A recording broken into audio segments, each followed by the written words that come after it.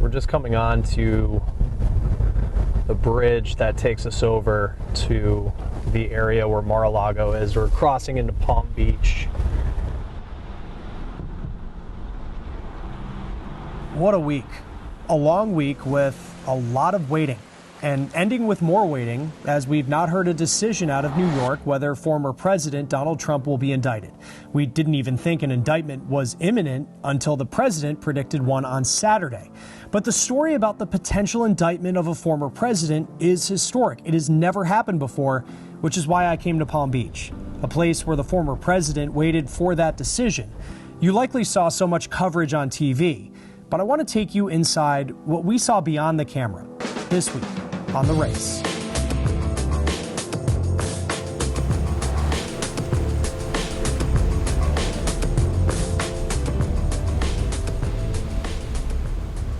Let's start by going back.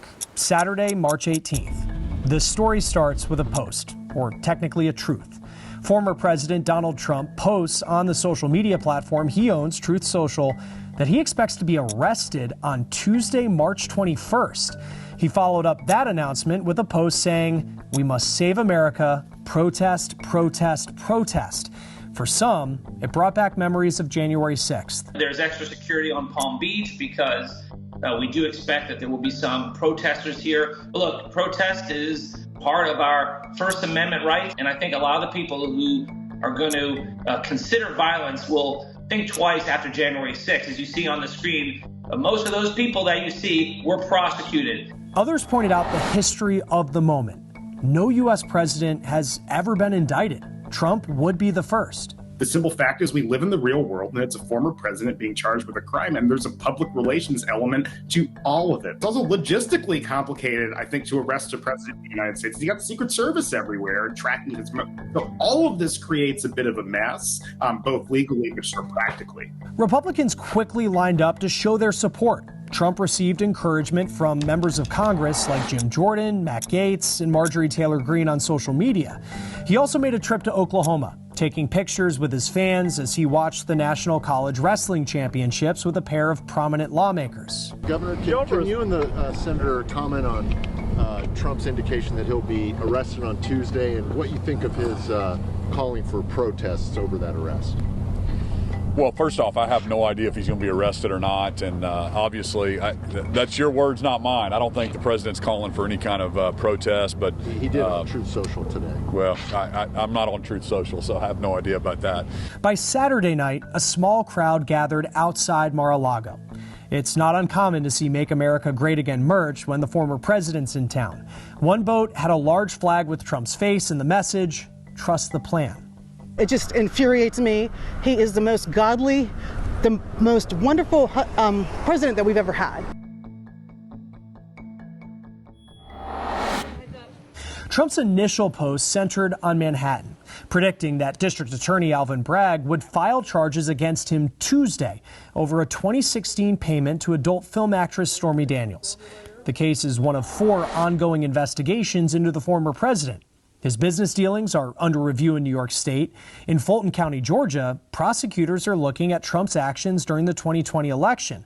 At the federal level, the Department of Justice is also investigating 2020, as well as Trump's handling of classified documents. We have an active, ongoing investigation, so I'm constrained from what I can say. Bragg did not address Trump's social media post about the Manhattan case publicly. Privately, he told staff that he would not be intimidated, echoing comments he made a few weeks earlier at an event in New York. We will continue to do the work of this office without distraction or disturbance. This is the Manhattan District Attorney's Office. I'm honored to lead it, and I will continue to do so, focused on that which matters, the evidence and the law.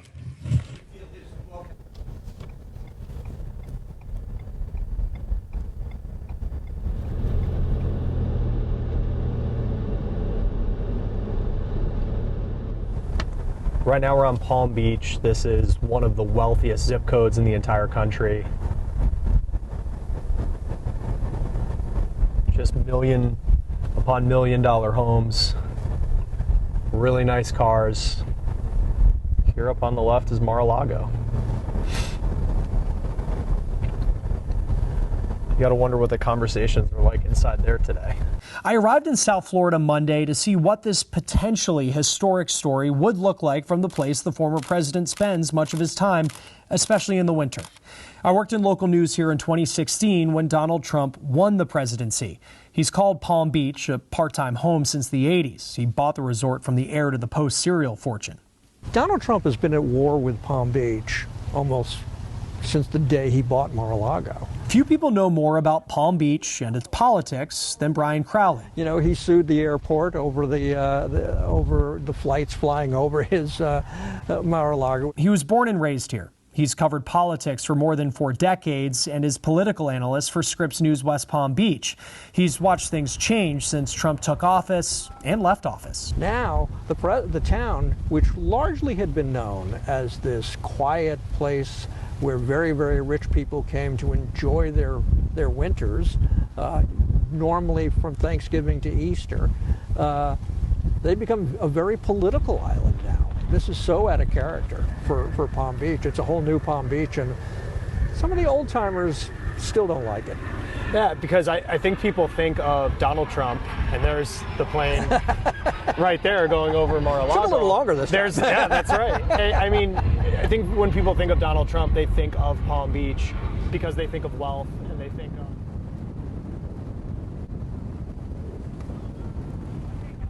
The Monday crowd near the Mar-a-Lago gates had more flags than people, sparse but passionate. When I asked them their thoughts on the former president's legal troubles, what I heard will probably not be a surprise. Well, I think they just ought to leave him alone. As a small, peaceful protest played out in Florida, the grand jury in Manhattan heard more testimony about the payments to Stormy Daniels. There was Michael Cohen, Trump's one-time fixer, who did time in federal prison for his role in the payment and claimed he did it on Trump's orders.